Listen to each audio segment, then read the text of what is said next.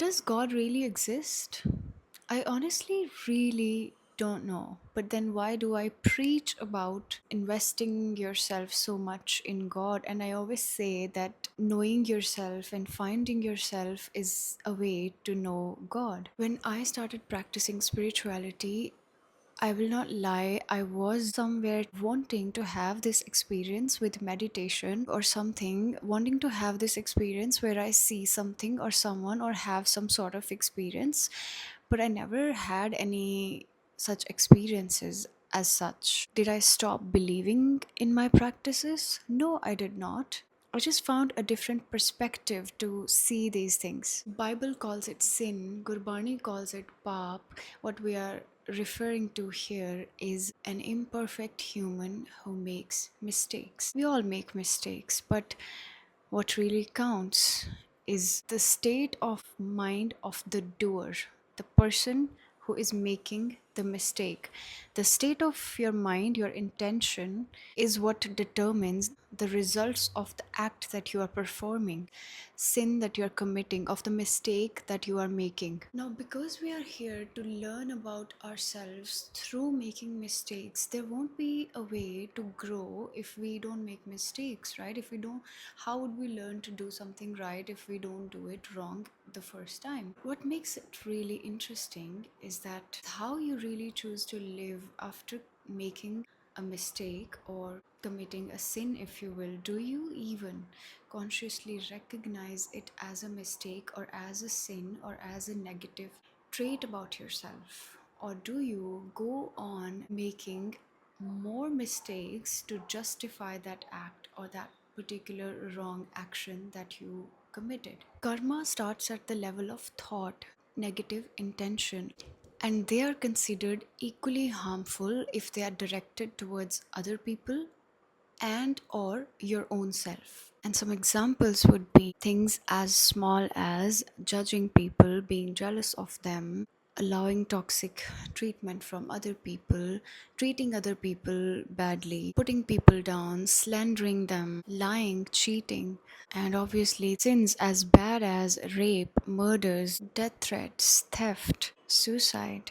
Basically, any actions or intentions that bring harm upon yourself or anyone else. Why do we do such things? While we understand that these things often are a result of accumulated past traumas, unhealed pain, and shame that you've been carrying for years and years on end, when that goes unaddressed, it dresses as your shadow self, and which then leaks into your behaviors, and that manifests as you exhibiting all these behaviors and committing sins, sometimes minor and sometimes really major, that can have far reaching consequences for you or other people. Can we change this, and how is this related to this topic? Does God exist? Sometimes what happens is when a person has exhausted their toxic coping mechanisms, when their body cannot keep up anymore with the way that they are living their life, the choices that they are making, that's often when a person hits rock bottom. It's a place where a person finally decides that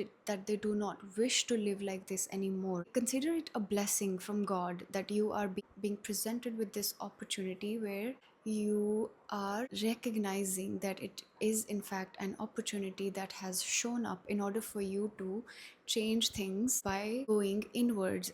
When your consciousness has evolved enough to get you to this point, once you make the choice to do the work to try and understand why you behave the way you behave and why certain similar patterns are repeating in your life, why you're attracting certain people in your life, how you can flip the whole script and do it all over again and differently this time, is the moment that your life begins to change. What I deeply feel within my heart is when you will ask whoever you believe to be your God for help, for wanting to become a better person, wanting to make better choices, wanting to be able to access wisdom to and find better people in your life, he shows up, he listens, he will help you. But your faith has to be strong. The link that I'm trying to make here is when your thoughts, beliefs, emotions, and your willpower, the way you see yourself changes, because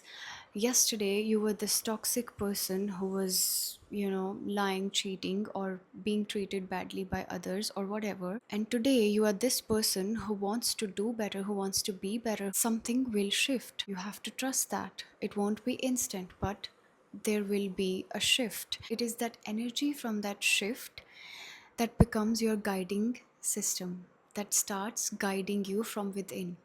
And I call that my God. I don't know, you can make as many stories as you want to make about it, whether it's God's energy affecting you from within, if there's magic that exists in the universe. But if you want to just understand it scientifically or physically, this is it.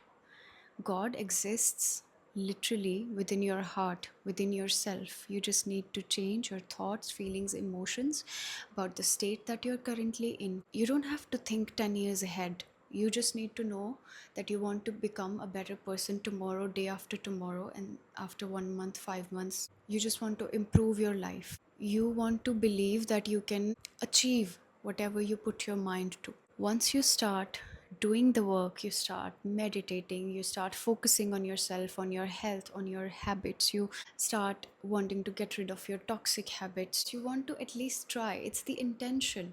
You have to understand that intention is even more powerful than the action.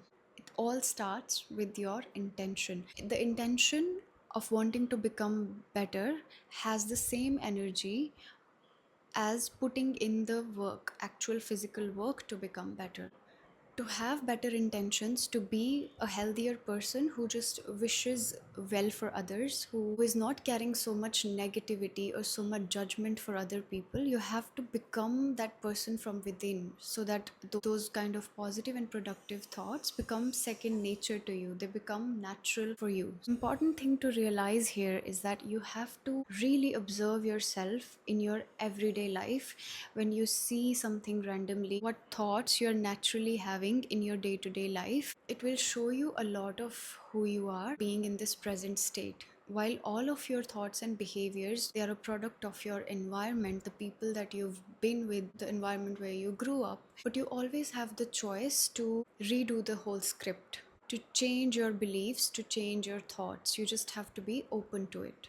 A man gifts a woman an expensive bag, okay, for example. So the first thought that you get is that she's a gold digger, or he is just exploiting her with all these gifts, or any kind of negative thought that you get. The first opinion that you get when you see such a thing, that is who you are. It may not even remotely have anything to do with those people. It is just who you are. Any judgment you give outwardly, you are restraining yourself in that judgment as well. You could also think in that case that she must be really loving and kind towards him for him to be able to spoil her, or they are just so much in love and he's lovingly doing all those things for her. This is just an example. So whatever you see in your environment, however people treat you, and the reactions and responses that you are having, that is who you are in this current state of time. So start observing those reactions and those thoughts on a daily basis. The first thought that you get may not be in your control, okay? It is hard to control your mind, it's just running constantly. When you hear a negative thought, you don't have a choice over that, but you do have a choice to afterwards, if you want to engage with that thought or not, if you want to feed it or not. You're in an argument with someone and you are thinking negatively about your connection with them, or whatever it is, you're feeling negative emotions, you're going about your day randomly, and suddenly you start getting this negative thoughts. Before you start spiraling, simply say, I do not choose to think this right now.